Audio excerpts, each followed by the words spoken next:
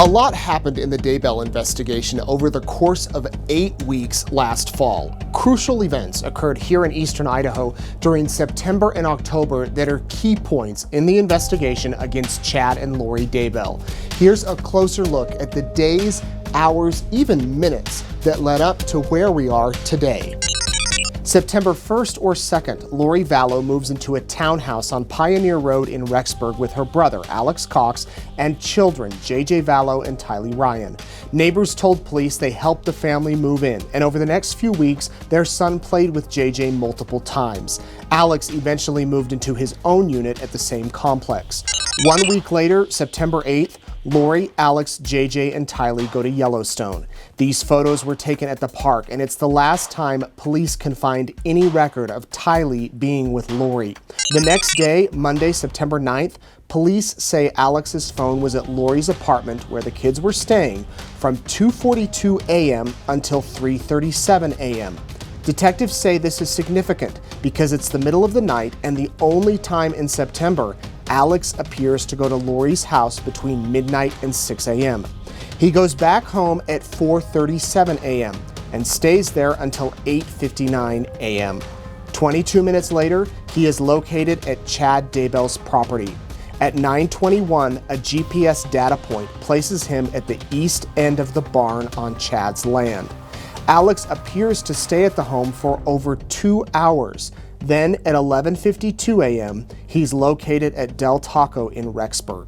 1 minute later, Chad texts Tammy, who's at work. He says he shot a raccoon and buried it in their pet cemetery. He tells his wife he's going to write at BYU. Tammy responds at 2:47 p.m. Good for you. To which Chad replies, I'm back home now. September 18th, a babysitter meets Lori and JJ. She tells police she understood her employment would be ongoing. She watches JJ the next day, September 19th. That's the same day Melanie Gibb and David Warwick visit Lori from Arizona. Lori immediately tells Melanie JJ has become a zombie. Sunday, September 22nd, Melanie and David tell police they saw JJ late that night as Alex was carrying him to his apartment. Alex later returned and JJ appeared to be asleep on his shoulder.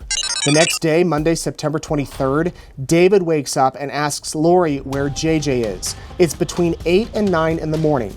Lori tells David and Melanie that JJ had been acting like a zombie, and Alex had come and taken him. During their weekend stay, Lori and Melanie discuss how Lori will be taking JJ to stay with Kay Woodcock, his grandmother, so Lori and Chad can complete their mission. David and Melanie leave Rexburg, and that day, JJ has an unexcused absence from Kennedy Elementary School. At 9:55 that same morning, the GPS on Alex's cell phone shows him near the pond on Chad Daybell's property. He's there until 10:12 a.m. This is one of 4 visits Alex makes to Chad's house in September. He stays for 12 minutes on September 6th, 2.5 hours on September 9th, 17 minutes on September 23rd, and around 17 minutes on September 25th. On September 24th, Lori contacts that babysitter and says JJ has gone to stay with his grandmother for several weeks and her services are no longer needed. Lori also calls Kennedy Elementary and says she will now be homeschooling JJ.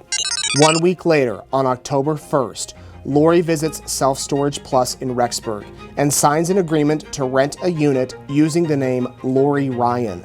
She, Alex, and a man we believe to be Chad Daybell visit the storage unit 8 more times in October and once in November. The next day, October 2nd, several things happen. Lori and a person we think is Chad drop off a tire and what appears to be a removable car seat at the unit. On the way out, Chad touches Lori's rear end. Meanwhile, in Arizona, Brandon Boudreaux, the ex-husband of Lori's niece, Melanie Pulowski, is shot at while driving home from the gym. A private investigator believes the shooter was Alex, and he was driving a Jeep registered to Charles Vallow.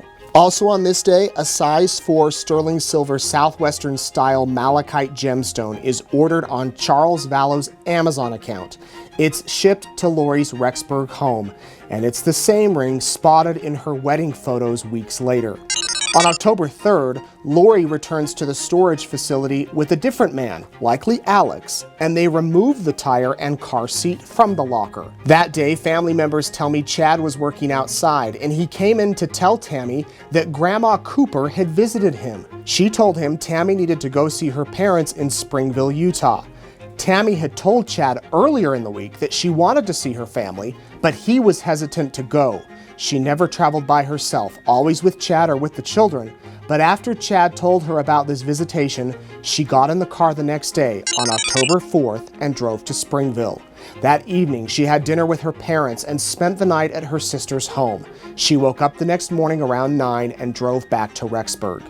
Tammy returned October 5th, and 4 days later, on October 9th, she reported pulling into her driveway, getting out of the car, and a man in a ski mask came up and shot at her several times with a paintball gun. He took off and she called the cops. They believed it was a prank and the man was never found. On Saturday, October 19th, Tammy suddenly died in her sleep. Her funeral was 3 days later in Springville, Utah. Chad left quickly and returned to Rexburg, where a memorial was held the next day. October 25th, a friend of Tylee reports getting a text message from her phone that said, "Hi, miss you guys too, love ya." 10 days after that supposed text message, Tylee's mother, Lori Vallow, married Chad Daybell on the beaches of Hawaii. None of their family members or friends were there, and thus began a new phase of the investigation. I'm Nate Eaton, EastIdahoNews.com.